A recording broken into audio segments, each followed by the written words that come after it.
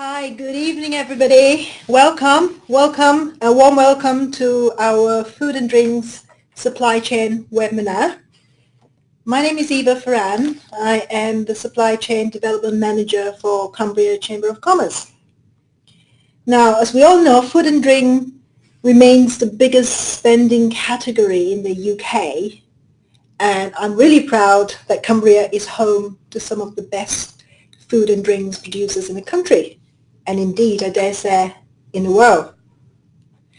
So whether your business is a small business or a large business in this sector, I'm sure you agree with me that we've all witnessed a trend in rising standards in the county. From what you can see on supermarket shelves to smaller outlets, we see an increase in the number of really good food, quality food, artisan producers and suppliers, which is really, really great news for us. It is one of the sector that we can all play a part as a business owner or as a consumer. Again, very much thinking outside the box. This sector also creates a really great range of opportunities for service providers, not just people directly involved with producing food or suppliers of food. We're talking about companies that are involved in logistics. We're talking about the hospitality and the tourism sectors, accountants, photographers, marketeers, right down to those who provide the packaging for the food and drinks sector. So the opportunity there is huge. At the Growth Hub, we offer a range of business support. We can connect you with industry supply chain. We can help you understand what large organizations expect from suppliers. And more importantly, we can help you through your supply chain process and help you land those really lucrative contracts and help your business grow. What we do here at the Growth Hub is very much about helping businesses like yours to grow your business and work with more businesses. What kind of support can we give you? Well, we can give you a range of support from one-to-one practical advice. We have a team of specialist business advisors here that we could assign to you. We can run a range of workshops to suit your needs, as well as offer you access to subsidies to help you, whether it's towards marketing or consultancy or towards other aspects of your business growth. So all I can say is please give us a call, take advantage of what we can offer you, take advantage of the help we can give you. My details are on the screen, get in touch, and we'll see what we can do for you. Another thing that we do, we're really good at the Growth Hub, is we work with other organizations as well. We work with different organizations that can link you up with different initiatives that's going on. So it's not just us. We work with other organizations to help you, strengthen your opportunity. This session, there will be a Q&A session at the end, and I would like to encourage you to submit your questions at any time throughout this session, and we'll pick this up at the end. We will also be running a few polls during the session, so please, we welcome your comments and we welcome your feedback and your participation. That would be really good. The information you give us will really help us.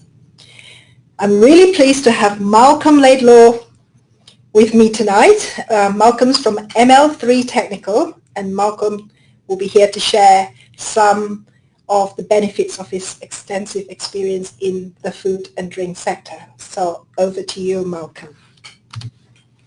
Thank you. Just a little bit of an introduction to myself. So my name is Malcolm Laidlaw. Originally, I trained as a microbiologist working in food labs, starting testing milk for brucellosis, before moving on to performing heat treatment experiments to determine cooking times, and then on to DNA fingerprinting to track contamination through food factories. We had a well-used phrase in the lab, it's a commercial decision. It's one that I never really fully understood when I worked there.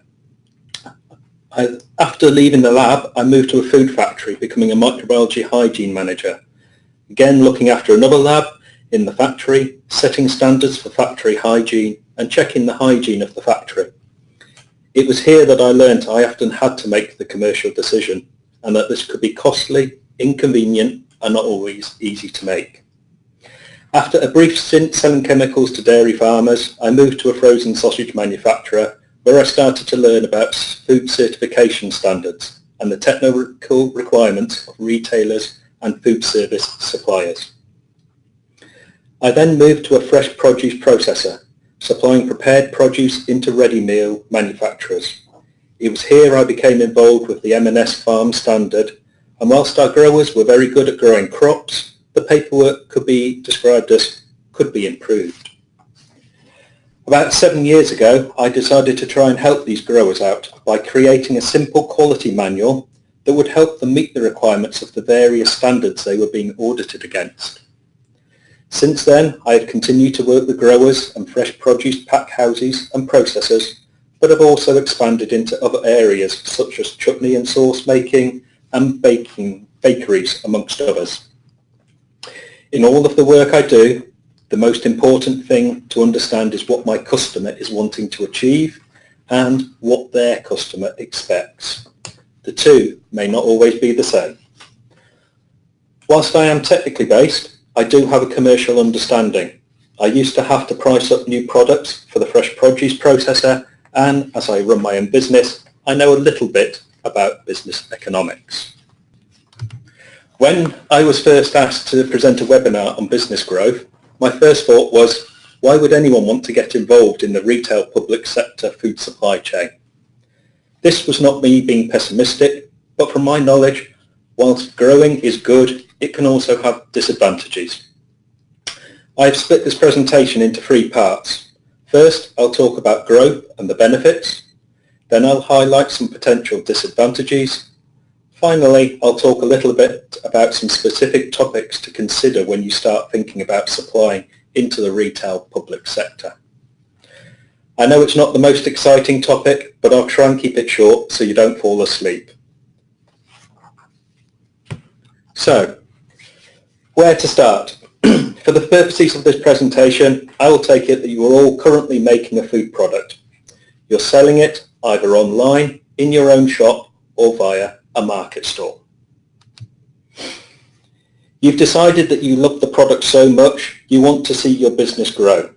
And looking at the definitions on screen, business growth ultimately means increasing profits.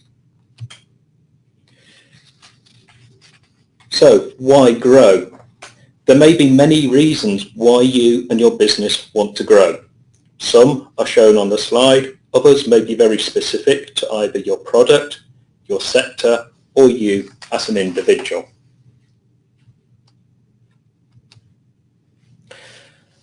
What's the difference between the retail and the public sector? If you ask most people to name a food retailer, it would be one of the major chains such as Tesco's, Asda, Sainsbury's, Morrison's. But a food retailer can be anyone from the major retailers right the way down to the small independent retailers, farm shops and market stalls. And don't forget the wonders of the internet. Remember, the Food Information for Consumers regulations also cover distance selling via the internet or over a phone. When we talk about retailers, you will often hear about branded and unlabelled products. Whilst the product inside may be exactly the same or based around a similar recipe, a branded product will have your name on and own label will have the retailer's name on. This may not seem like a big deal, but it can have very large implications for your business, particularly if something goes wrong. When you start to think about the public sector, you realise that the opportunities are massive. Just to give you some idea, there are 5.4 million people employed by the government in the UK. There are 414 schools in Cumbria alone. However, as most food sold by the public sector will be from on-site restaurants, canteens, etc., the brand is not always as important. Public sector may be very good for you to sell large volumes, but if you are specifically all about your brand, it may not be the way forwards for you. The map here just shows some detail of the percentage of public sector workers back from 2010. Unfortunately, it's the most recent I could find.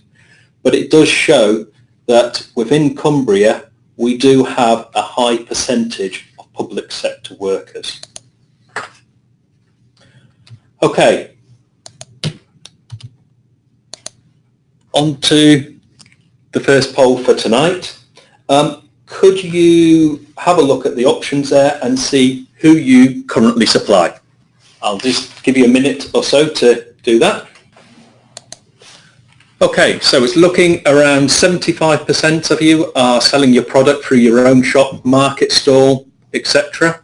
And 25% are via an online retailer. No one's answered that they supply either into the retailers or the public sector. So we have some potential for growth here. So what are the advantages or disadvantages of selling into both of these? Retailers will give you your brand exposure, potentially leading to other purchases either from your range or from another outlet. Different retailers do have different requirements. It's important that you understand what you're being asked to get involved in terms of product volume, price, promotions, and any technical requirements before you start supplying.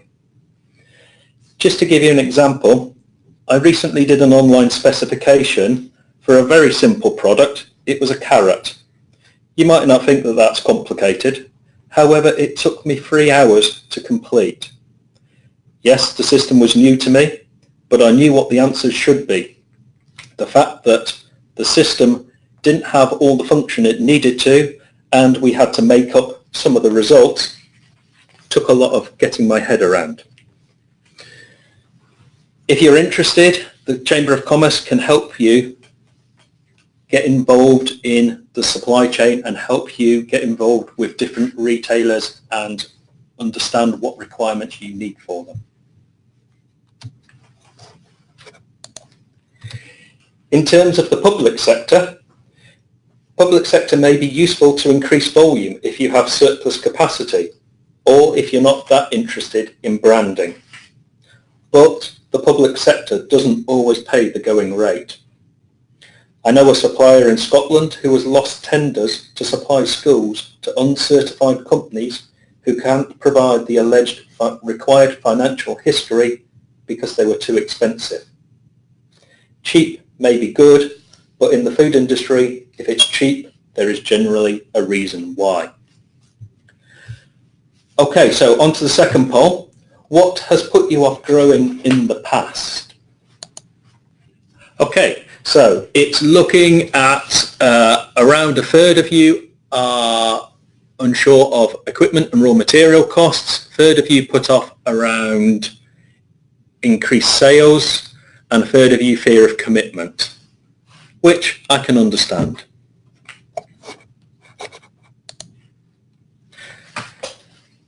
It may be easy to say we want to grow and to set out our targets, but without proper planning, you could fall flat on your face early on. What about the volume? You've decided you're going to increase your production, but have you thought about the raw materials? Have you considered the availability, both from a seasonality and volume point of view? You may think you can easily up your order, but if a raw material isn't available, then you can't supply the finished product. And bear in mind, some raw materials, particularly if they're fresh or specific varieties, for example, may have a 12-month or more lead time. On a positive side, if you increase your usage, you may be able to use alternative suppliers to get a better price. When you are able to order, then you need to think about space. If you doubled your production, can you cope? What about the space to store the raw materials? Do you have the time to make the extra products? You can always employ more people, but can you afford to do this without confirmed orders? And how long will it take to train somebody up so they're proficient in the job? If you're making for a specific sales period or promotion, can you afford to buy the raw materials, make the product and store it without actually getting any money back for potentially several months? I know of a bakery that supplied a retailer with a Christmas product. They started making the product in September for December sales. Would they do it again? The answer was no. Although it was a good experience for them, it wasn't right for their business, as they had cash flow issues related to them having to purchase the raw materials far in advance of the sales. Unfortunately, being in business ultimately means money and profit. If you make and sell your own product, you can control a lot of the costs. The more steps in the supply chain you add in to sell your product, then the less profit you will make, or the higher your product will cost to the end consumer. For most products, there's a ceiling price that people will not spend over for that item. The ceiling price will be different depending upon your route to market and in different retailers. It's also common knowledge that some retailers will use supplier-funded promotions. Can you afford to pay to promote your own product? What will you get in return?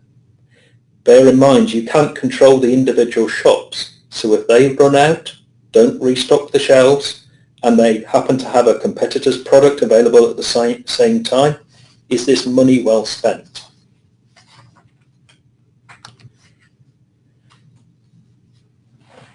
This slide is all about how retail price has changed over the years. We all want value for money.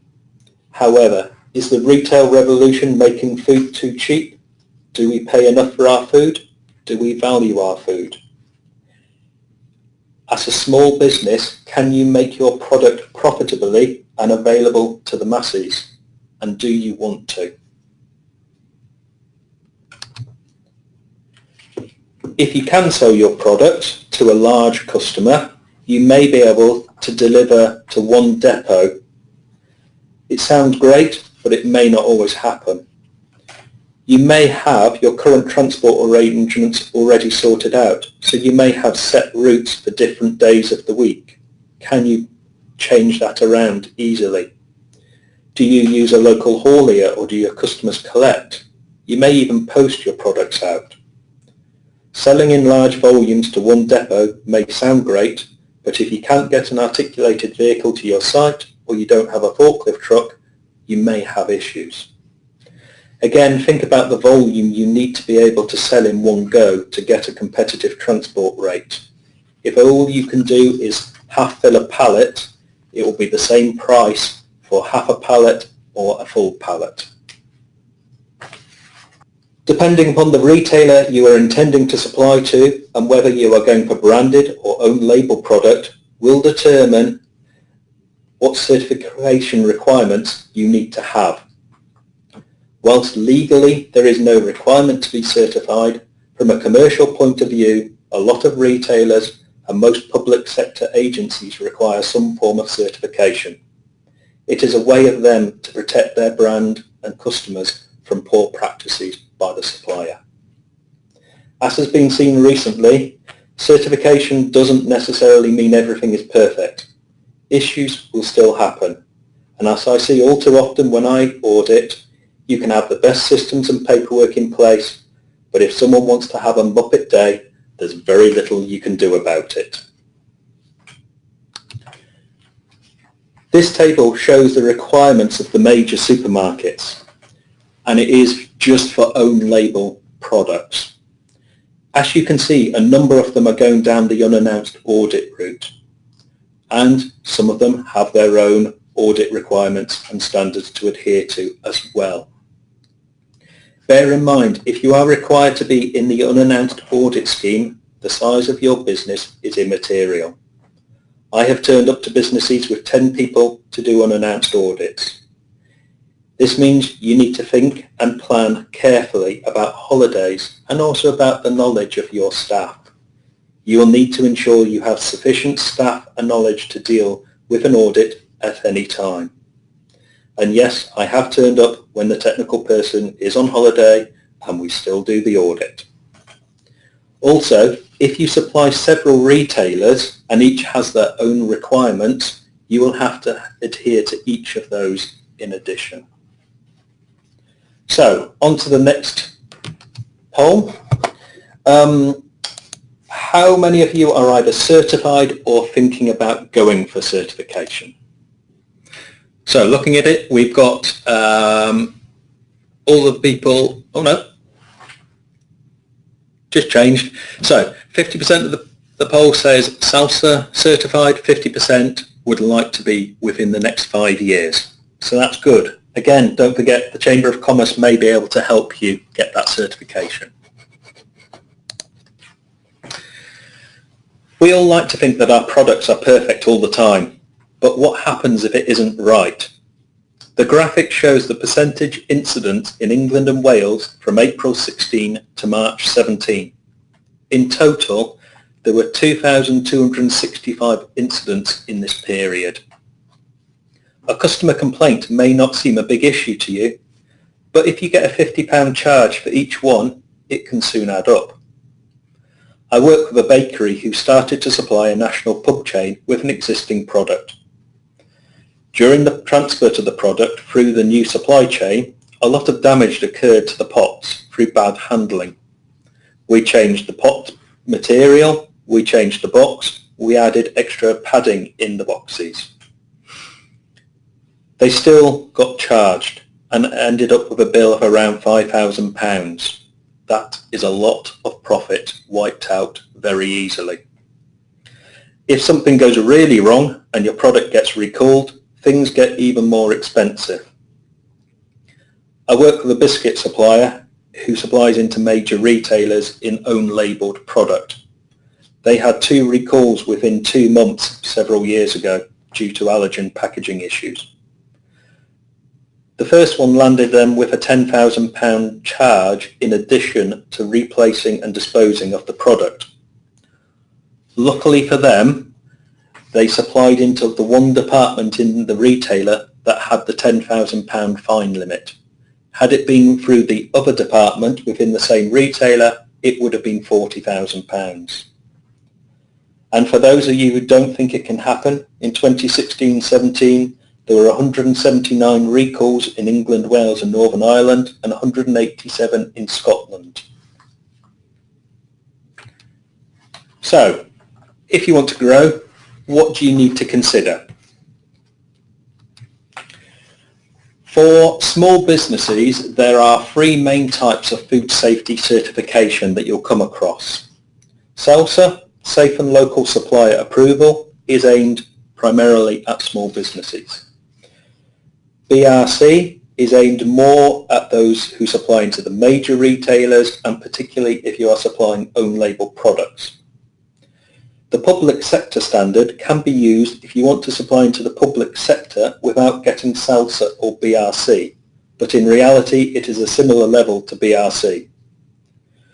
Just as an aside, for those of you who supply products containing meat, the requirements of the public sector standard are quite demanding in terms of cross-species contamination.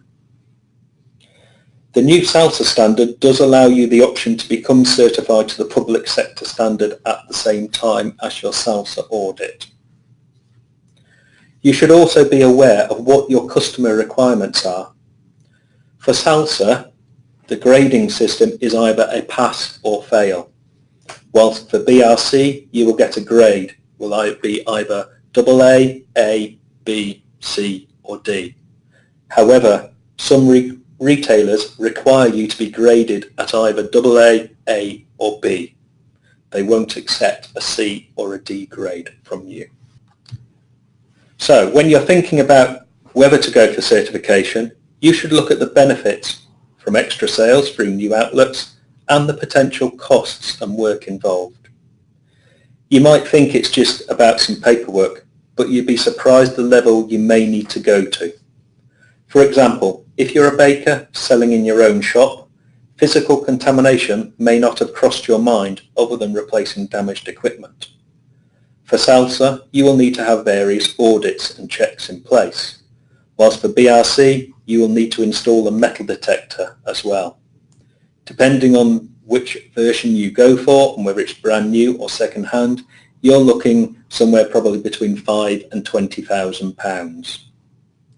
Think about also what condition your building is in. Would you want to bring a retailer auditor around? Imagine your site being on the news. Would you be happy to show it? Many sites find themselves having to upgrade significantly. A potato pack house approached me about 4 years ago. They wanted to go for BRC. In short, they were working out of a barn. We had to put plans in place to build a new pack house that's cost best part of £750,000 to put in place. Obviously, there will be a level of paperwork you do have to do to set systems up, and then there will be a level of ongoing to keep the paperwork up to date. This slide just gives you a rough idea of the costs of an audit, but this is just the cost of the audit. It doesn't include anything else you may need to get in place. It doesn't cover the systems, the procedures, people, equipment, and the building sorted out. This slide just gives you some examples of the top non-conformances for the BRC and for the SALSA standard. For SALSA, about 30% of sites had a non-conformance raised for traceability. Now, given that this is a legal requirement, that's a bit worrying, but perhaps not as worrying as the allergen contamination, which was identified in nearly 24% of sites. Going back to my previous slide on recalls, the FSA's position on allergen contamination is recall first, question later. In addition to the BRC audit that may be either announced or unannounced, the BRC are now doing unannounced compliance audits. This is a check to see the performance of how the auditors are doing, as well as the day-to-day standards on the site. In general, these unannounced compliance audits are showing a reduction of 1 grade compared to the announced audit. So if you got an A grade on your announced audit, the chances are you would get a B grade if you had an unannounced compliance audit.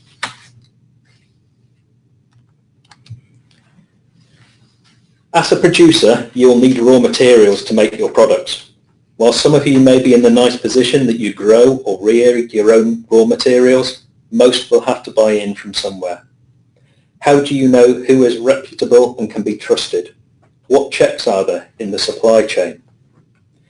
If you buy a raw material from a supermarket, that's fine for your own business and can be worked around for SALSA. However, it isn't acceptable to the BRC standard. Also, as a small producer, you will probably find that finding somebody to supply the quantity you want isn't always easy. I work with fairly large bakeries. Some of them use around 3 tons of sugar a week. They still can't buy direct from British Sugar as they are deemed too small. Okay, so next poll. How many of you think you would have issues with supplier approval based on your current suppliers? Okay, so it's looking around 67, so 2/3 of you don't think you would have issues. 1/3 of you are unsure of it. So, linked in with food safety and food fraud, as part of the quality standard, you will need to look at raw material and supplier risk assessments. Depending on who you supply and what scheme you're under will depend on the level of detail required. And don't forget, if you find that you buy high-risk raw materials, what are your control measures? Do you think you can ask your agents who you buy from wholesalers for certificates of analysis? You may remember Horsegate in 2013. Well, food fraud started a long time before then. The Babylonians had a form of food legislation in place around 4,000 years ago. It's still ongoing today. There are lots of different types of food fraud associated with it. The most recent one is the organic scandal coming out of Sicily, in which conventional produce is being labelled up as organic. Okay, how much food in the UK do you think is associated with some form of fraud? Again, just another quick poll. Okay, so we've got a range of answers. So we've got 1%, 10% or 20%. So report in 2015 showed that around 10% of the food in the UK is associated with some form of fraud. It's quite shocking, that number, in some ways. However, I expect it's probably going to get worse, what with the economic outlook and issues around Brexit. Many retailers now require you to do what's called a VASSP or TASSP, so vulnerability assessment or threat assessment. How can you control what your suppliers do? If you use spices and they come from third world countries, what controls do they have and how can you demonstrate that? In 2015, Bart Spices recalled batches of cumin that had tested positive for almond protein. Professor Hugh Elliott, who investigated the Horsegate scandal, stated in the Independent newspaper that he is highly suspicious that a dreadful cumin harvest in India is causing some producers to substitute or dilute their cumin with peanut or almond shells.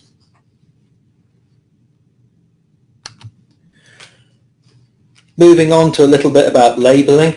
Hopefully, as food producers, you should be aware of the Food Information for Consumers regulations. These changed the requirements for labelling between 2014 and 2016 quite dramatically, in particular in relation to allergens and nutritions. But in the 2016-17 period, there were 195 recalls in England, Wales and Northern Ireland due to mislabelled allergens alone. Should the person writing the labels also check them? Can you give them to somebody else? How do you actually show that you are doing due diligence? Also, what claims can you legally make? You may have seen recently the brand Ridiculously Rich, which was run by the winner of the 2016 Apprentice TV show, has had to recall a range of products. 7 out of the 8 products made had to be recalled due to incorrect allergen labelling. The company claimed only those sold online were incorrectly labelled. However, the FSA's view was that it does not distinguish between online sales and those through wholesale or retail outlets. It will recall everything.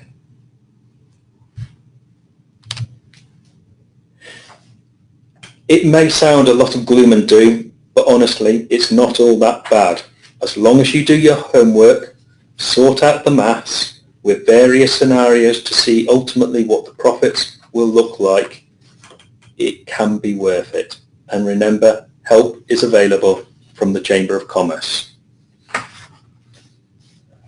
Okay, one final poll just before we go to the questions. The Chamber of Commerce is looking at running some future workshops next year relating to food and drink. Just interested in your feedback in terms of what you would be interested to see. Okay, so there is some, everybody's put all of those down. The top one is coming out as food safety and shelf life, followed by food labelling. So we will take those comments on board and look at what we can do in the new year. Okay, we're going to move on to some of the questions that you've raised. Just give us a minute while we have a look at them. Well, thank you very much, Malcolm. That was very insightful and very interesting. Potentially a lot of work, but help is at hand, so that's really good news. I have a question here submitted by somebody earlier. A lady couldn't attend the seminar. She's asking, how long will it take to gain certifications? She's a very small business. She doesn't have a lot of time or money, and she wanted to know how much of her time would be taken up in trying to achieve certification. It's difficult to answer for each individual customer. You will need at least 3 months worth of data before you can go for certification. That's so that when they come to audit you, they've actually got some records to look through and base their decision on. Normally, I would say that it will take between 1 to 3 months to get all the paperwork in place, depending on the size and complexity of your business.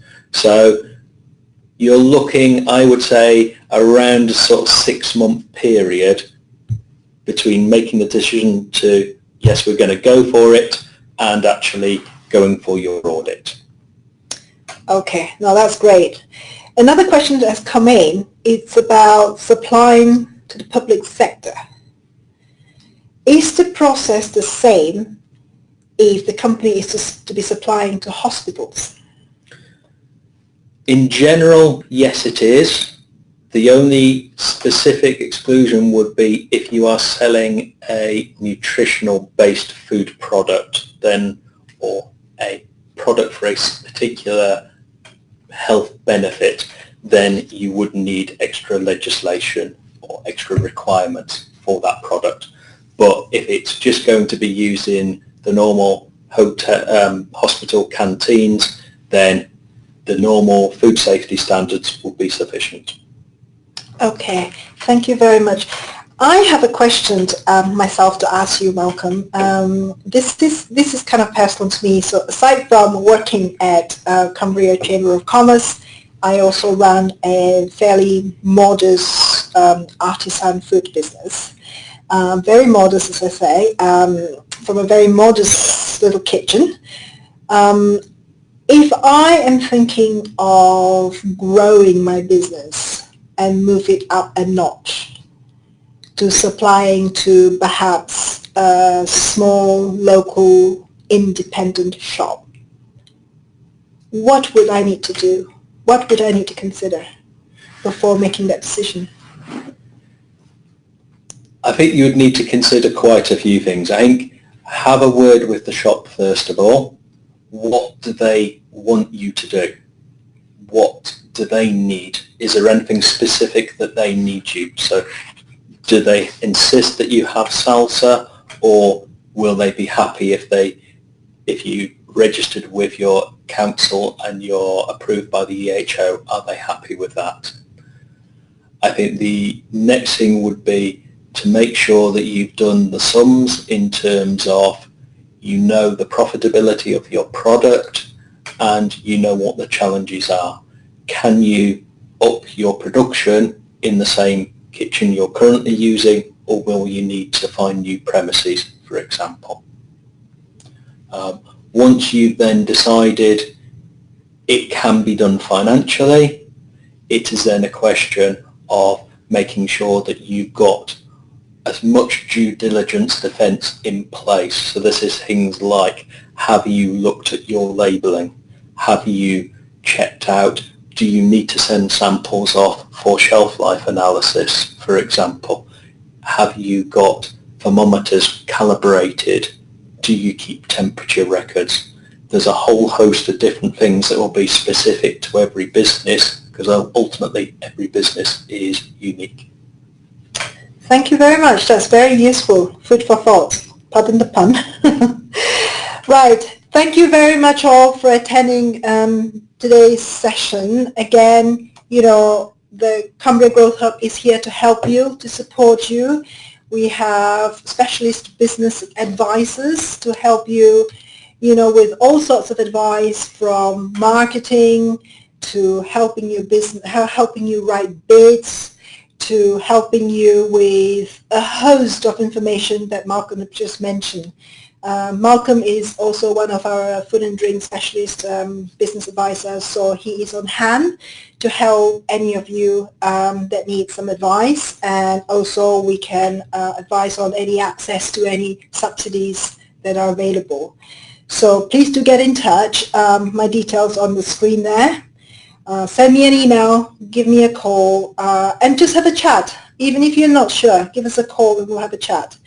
In the new year, we will be holding, as Malcolm said, some workshops and potentially more seminars and webinars around food and drinks. So we will keep you posted. So for Malcolm and I, thank you very much for attending. Thank you.